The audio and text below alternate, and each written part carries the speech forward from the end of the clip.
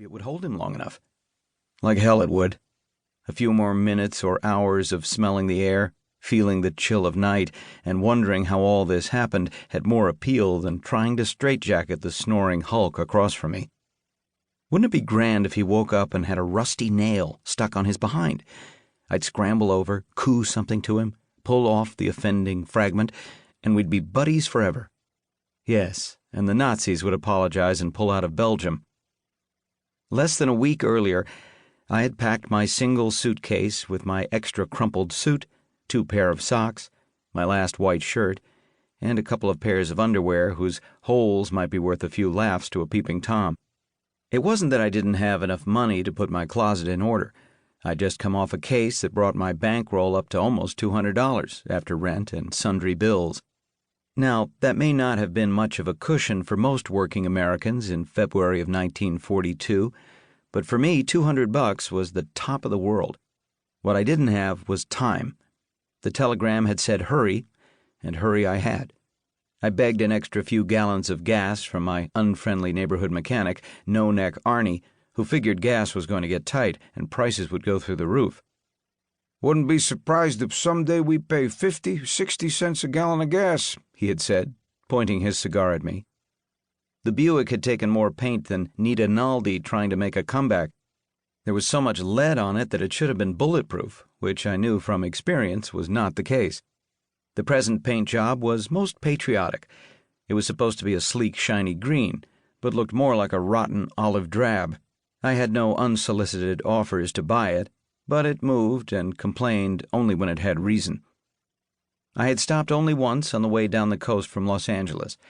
That was to negotiate for a full tank of gas by telling the kid operating the pump, who looked 6 years old, that I was a special representative of Eleanor Roosevelt, that I was touring the area to determine which small businesses needed immediate federal support. The kid paid no attention. It wasn't his station, and he was going in the Army in a few days. I was doing my act for the exercise, but in my business you have to keep in practice. You can't tell good lies unless you practice lying a lot. Sometimes I lie when there's no reason for it, just to see if I can get away with it. I had always thought it was a peculiarity of my profession, until I ran into an actor who told me actors do the same thing. Then a cop told me that cops lie, and a grocery clerk told me.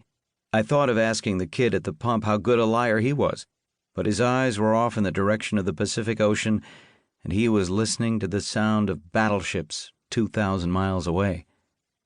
When I got back on the road, I listened to Fibber McGee and Molly as the night folded in.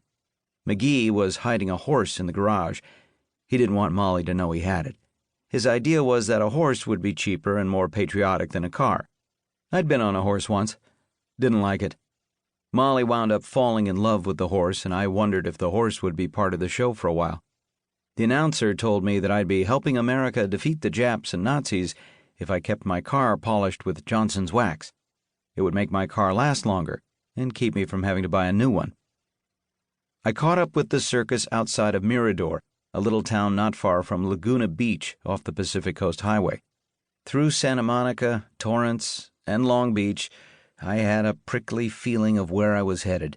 By Newport Beach, I was sure of it. The sheriff of Mirador was named Mark Nelson. Nelson was a wiry little guy who smelled like a weak onion, wore sweaty lightweight suits and fake grins, and didn't like me even a little bit. Less than a year before, I'd made him look bad on a case that had brought me to Mirador. He wasn't happy about this happening in front of the state police and the local talent, mostly the Mexicans who arrived in Mirador pretending they were American migrant workers and had to pay him off. It was the rich folks who lived on the private estates down by the beach who needed the image of a sheriff who made no mistakes. It was the rich folks who paid a little extra to get special attention from Sheriff Nelson and his deputy Alex, a bull of a man Nelson had recruited from among the Mexican workers. Alex went about the job of removing headlights and heads according to Nelson's needs and wishes. Alex did it without betraying feeling or interest. It was a job, like picking lettuce, and he wasn't going to risk it by letting anyone know how he might feel. I had been a piece of lettuce for Alex once, and I didn't look forward to another meeting with him or the charming sheriff of Mirador, but a job is a job. The highway sign had said that the circus was in Aldrich Field.